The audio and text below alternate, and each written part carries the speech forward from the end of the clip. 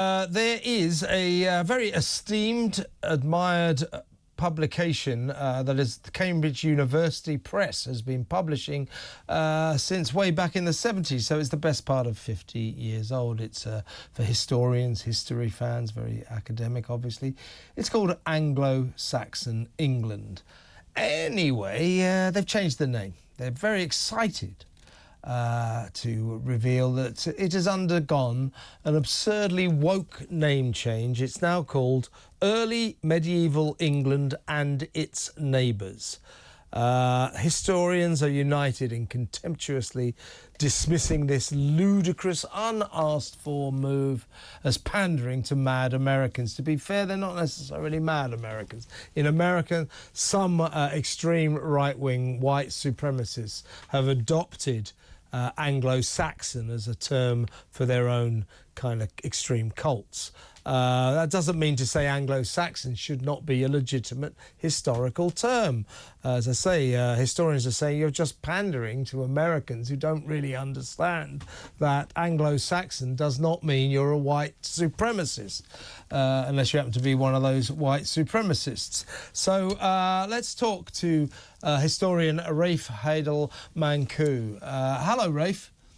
Hello, great to be with you again. Thank you very much for joining us. By the way, last time we spoke, we had that sort of little dispute about show me the child of 7 and I will show you the man. I always thought it was Wordsworth who started that, but he nicked it off Aristotle, so you were right and I was wrong, and you'll find that will always be the case, Rafe, when you and I talk. But let's talk about this latest example of ludicrous academic wokery that the Anglo-Saxon England, after nearly 50 years, has changed its name to Early Medieval England and Its Neighbours.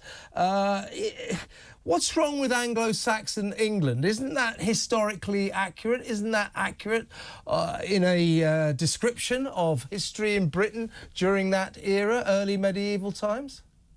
It absolutely is. You know, this is just part of a wider war on the Anglo-Saxons that Cambridge University and other institutions are doing. Just last year, Cambridge announced that in an attempt to destroy myths of nationalism and make the curriculum more anti-racist, it was going to start teaching students that the Anglo-Saxons weren't a distinct ethnic group, its goal being to deconstruct, you know, English and Scottish identities and Welsh identity and show that they never were any English people or Welsh people or Scots people. And, you know, the hypocrisy there is off the scale because, you know, the left wouldn't dream of doing this to any other indigenous peoples. You can't imagine the left going to New Zealand, for example, and telling the Maoris that they're not indigenous, but the Maoris only arrived in New Zealand in around 1300 AD, you know, about 900 years after the Anglo-Saxons arrived in England. You know, when it comes to non-white indigenous peoples, the left venerate them, but white indigenous peoples aren't actually even allowed to use the term indigenous. But in the concept of this, and the reality is, of course, that the Anglo-Saxons are still very much present. In 2015, Oxford University did a genetic map of the UK, and they found that people in the UK are still living in the same tribes as their ancestors had lived in the 7th century.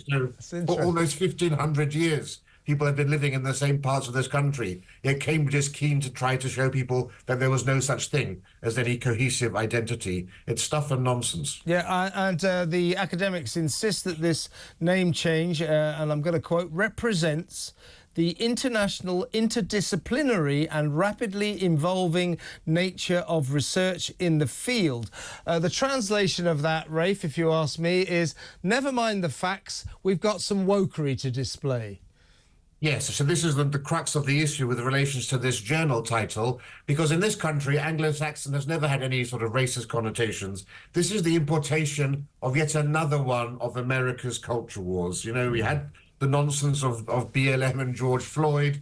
We've had the nonsense of intersectionality. And this is yet another American import into this country where the noble term of Anglo-Saxon is being smeared. You know, Anglo-Saxon refers to the Angles, the Jutes, the Saxons, the Frisians, and some other Germanic groups that came to Britain in around 400 AD with the fall of Rome, and it's a very noble term. You know, they dominated this country for 600 years, and to try to expunge the Anglo-Saxon word from Britain, I think, is indefensible, and it's a disgrace, because it was the Anglo-Saxons who actually united the kingdoms of England into the England that we think of today, and they ruled there until William the Conqueror arrived.